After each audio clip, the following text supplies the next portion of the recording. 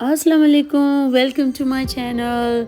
उम्मीद करती हूँ आप सब खैरियत से होंगे और अल्लाह का शुक्र है मैं भी बिल्कुल ठीक हूँ। तो जी फ्रेंड्स, समर शुरू हो चुका है और समर के लिए हम सब जो है ना तैयारियां कर रहे हैं। समर की जो विंटर के हमारे कपड़े थे उनको पैक करना है और समर के कपड़े निकालने हैं और इसी तरह घर को भी जो है ना रेडी करना है समर के लिए। इसी तरह जब एक सीज़न ख़त्म होता है तो दूसरे सीज़न के आते साथ ही जो है ना काफ़ी सारी चेंजेस आ जाती हैं। जिस तरह गर्मियों में समर में क्या होता है कि इंसेक्ट्स आते हैं, हर किस्म के इंसेक्ट्स होते हैं, तो उसके लिए जो है ना हमें अपने घर को भी रेडी करना ज़रूरी है। तो चलिए शुरू करते हैं आज की वीडियो।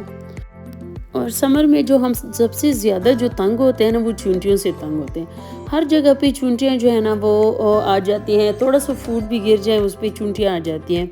तो उसके लिए आपको करना क्या है, सबसे पहले आपने जब भी आप खाना खाओ ना, जल्दी से आपने बर्तन वगैरह को फ़ौरन से फ़ौरन वॉश करने हैं, साफ़ सुथरा रखने हैं, उसको किचन को साफ़ सुथरा रखना है।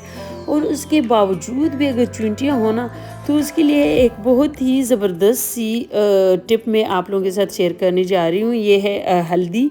और हल्दी जो है हर किचन में मौजूद होती है।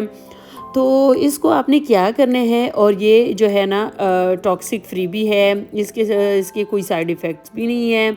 तो आप जो इसको जहाँ जहाँ भी चुंटियों के घर होना, आपने क्या करना है, वहाँ वहाँ पे आपने ये स्प्रेड करना है। और अगर आपको चुंटियों के घर नज़र ना आए तो जहाँ से चुंटियाँ गुजर रही हो ना, तो वहाँ पे आपने क्या करना है, ये थोड़ा थोड़ा स्प्रेड करना है। एक दो चुटकियाँ आपने इस तरह डाल लेनी हैं। अभी ये देखिए, मुझे यहाँ पे नज़र आता है ये छोटा सा होल है, इससे जो है ना अक्सर चुंटियाँ जो है ना बाहर आती हैं।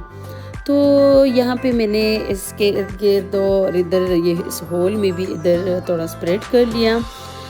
तो अब इसको जो है ना आप 10-15 मिनट के लिए छोड़ दें और उसके बाद आप जो है इसको साफ़ भी कर सकती हैं। तो इससे जो है ना हर किस्म के जो है ना जो चुंटियाँ हैं ना, छोटी हो बड़ी हो, सब ख़त्म हो जाएंगी और आपका किचन जो है साफ़ सुथरा हो जाएगा।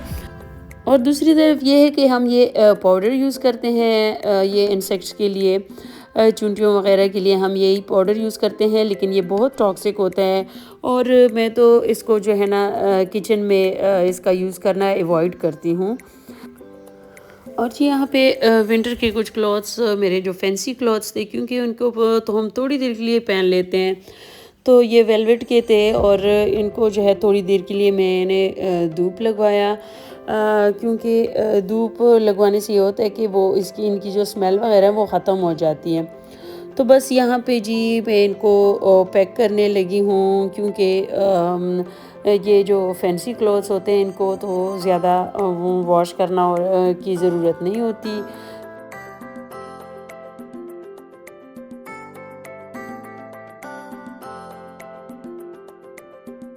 और इसी तरह मैंने अपने बाकी जो विंटर के कपड़े थे उनको भी इसी तरह वॉश करके पैक कर दिए हैं और समर के कपड़े मैंने निकाल लिए हैं। तो बस ये होता है कि जब वेदर चेंज हो जाता है ना, तो ये बहुत बड़ा काम होता है कि कपड़ों को निकालना और संभालना, और स्पेशली जो विंटर की तो ये जैकेट्स वगैरह काफ़ी कपड़े हैवी होते हैं ना, तो ये भी काफ़ी टाइम कंज्यूमिंग काम है। और जी अभी मैं इधर रखने लगी हूँ कुछ विंटर के कुछ कपड़े, बच्चों के दो दो सूट्स और इस तरह अपने भी मैं रख लेती हूँ इस तरह एक बैग में, क्योंकि अक्सर जो है कभी कभी वेदर चेंज हो जाए, बहुत ठंड हो जाती है, तो फिर बच्चों के लिए ज़रूरत होती है। और एक ज़रूरी बात ये भी है कि अक्सर हम गर्मियों की छुट्टियों में, वेकेशंस में हम जो है ना कहीं ठंडे इलाकों में जाते हैं, तो कि सैर वगैरह के लिए, तो उसके लिए हमें जो है सर्दियों के कपड़ों की ज़रूरत होती है। तो उसके लिए आप इस तरह दो दो सूट्स रख लिया करें अपने कबर्ड में ही, क्योंकि फिर इनके पीछे हमें जो है ना पूरे पूरे बैग्स जो है ना वो ढूंढने पड़ते हैं कि भाई कहाँ पे है वो कपड़े, वो निकालने हैं। तो आप पहले से ही कपड़े जो है ना जो आपको जाने के लिए ज़रूरत हो ना, वो कपड़े आप इस तरह तय लगा के ना तो आप रख लिया करें। और इस तरह बच्चों को स्वेटर्स और हुडीज़ की भी ज़रूरत होती है, तो ये आप इस तरह एक बैग में जो है ना रख के ना, और इसके अंदर इस तरह ये नेफ्थलीन की गोलियाँ रख दें।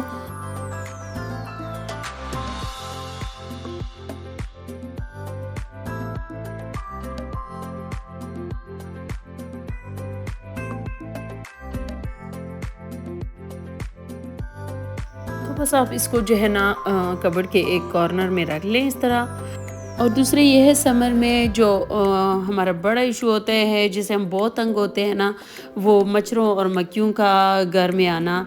तो इसके लिए ये करना है कि हमें चाहिए कि जो खिड़कियों की जो जालियां हैं उनको बंद रखना चाहिए, क्योंकि जब जालियां बंद हो ना तो फिर ये मच्छर और मक्खियाँ जो है ना ये ज़्यादा नहीं आ सकती। और दूसरे ये है कि ये डोर क्लोज़र यूज़ करना चाहिए। डोर क्लोज़र से ये होता है कि हमारे बच्चे अक्सर जो है ना दरवाज़ा खोल देते हैं, इसी तरह छोड़ देते हैं, तो मक्खियाँ और मच्छर वग़ैरह आ जाते हैं। तो इसके लिए अगर आप इस तरह ये डोर क्लोज़र यूज़ करोगे ना, तो इससे ये है कि अगर बच्चे दरवाज़ा इस तरह बंद ना भी करें तो डोर क्लोज़र से खुद ही बंद हो जाता है। तो जी ये डोर क्लोज़र बेस्ट चीज़ है, स्पेशली उन लोगों के लिए जिनके घर में बच्चे हैं, क्योंकि बच्चे तो दरवाज़ा अक्सर खुला छोड़ देते हैं। तो दूसरा ये है कि ये डोर गार्ड्स भी हमें लगवाने चाहिए। ये जो है ना, इससे ये है कि इससे भी काफ़ी इंसेक्ट्स वग़ैरह जो है ना बाहर से नहीं आ सकते। ये बाहर से भी बंद हो जाता है ये डोर क्लोज़र से, और अंदर से भी। तो बाहर से अक्सर जो है चींटियाँ वग़ैरह और काफ़ी जो है इंसेक्ट्स आते रहते हैं। और अक्सर तो अगर डोर के नीचे जो जगह है ना, वहाँ पे अगर गैप ज़्यादा हो तो छोटे छोटे जो चूहे होते हैं ना, वो भी आ जाते हैं। तो और समर में तो जो स्नैक्स वगैरह का भी काफ़ी ख़तरा होता है। तो इन सब चीज़ों से बचने के लिए जो है ना ये डोर गार्ड जो है ना ये यूज़ करना चाहिए। ये बाज़ार में भी इजीली अवेलेबल है, और इसको आप घर में भी ख़ुद भी बना सकते हो। और ये दूसरा ये है कि समर में जो है हमें लाइट कलर के और कॉटन के बेडशीट्स यूज़ करने चाहिए, क्योंकि कॉटन के बेडशीट्स कूलिंग इफ़ेक्ट देता है हमें, और ये जो है ना हेल्थ के लिए भी अच्छे हैं। स्पेशली वो लोग जिनको एलर्जी हो, जैसे अक्सर जो है ना एस्थमा हो किसी को, ये एलर्जीज़ वगैरह जिनको हो ना, तो वो तो कॉटन की बेडशीट्स के अलावा जो है ना कोई और बेडशीट ना यूज़ करें। वो समर में चाहे विंटर हो चाहे समर हो, दोनों में जो है ना कॉटन की बेडशीट्स यूज़ किया करें। तो जी यहाँ पे ये ब्लैंकेट वगैरह तो बस मैंने हटा दिए, क्योंकि अब इसकी ज़रूरत तो इतनी नहीं है। तो बस इनको वॉश करवा के तो पैक करके स्टोर में रख लेती हूँ मैं, और फिर दूसरी सीज़न के लिए आपको साफ़ सुथरा ब्लैंकेट मिल जाता है। और ये है कि समर के लिए जो है घर को रेडी करना काफ़ी टाइम कंज्यूमिंग काम है। मैंने खुद कई दिनों की में किए हैं। एक दिन मतलब मैं एक दिन में सारा काम नहीं करती। जैसे एक दिन मैंने कपड़े सँभाले, दूसरे दिन जो है डस्टिंग वग़ैरह, जैसे फ़ैन्स की को साफ़ करना होता है, एसी का फ़िल्टर वग़ैरह, तो अलग-अलग दिनों पे मैं करती हूँ। तो इस तरह बंदा थकता भी नहीं है और काम ईज़िली हो जाता है। और जी यहाँ पे मैं ये जॉनसन बेबी पाउडर को मैंने सारे मैट्रेस पे स्प्रिंकल किया है, क्योंकि इससे जो इसकी मैट्रेस की जो एक अजीब सी स्मेल होती है ना वो ख़त्म हो जाती है। और जो जॉनसन का जो बेबी पाउडर है इसकी खुशबू बहुत प्यारी होती है।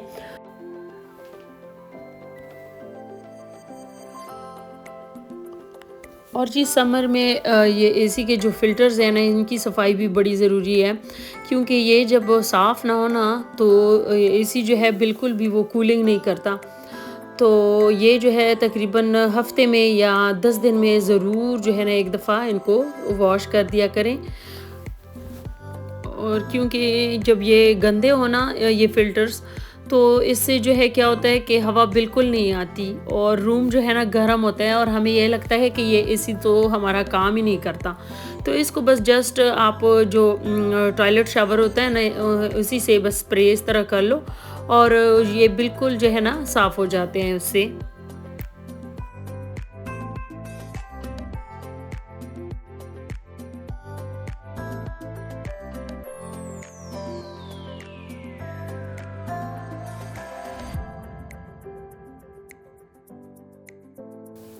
और जब ये ड्राई हो जाए तो बस इसको आप इस तरह लगा दें वापस। और जी जैसे ही समर शुरू हो जाए तो ये पंखों की सफाई भी बहुत ज़रूरी है।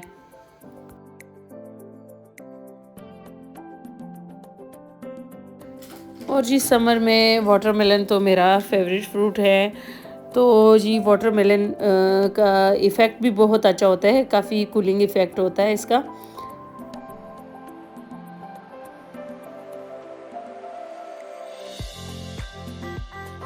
तो बस आज के लिए इतना ही। उम्मीद करती हूँ आप लोगों को मेरी आज की वीडियो पसंद आई होगी और आप लोगों के लिए हेल्पफुल साबित होगी। तो अगली वीडियो तक अल्लाह हाफ़िज़, बाय बाय।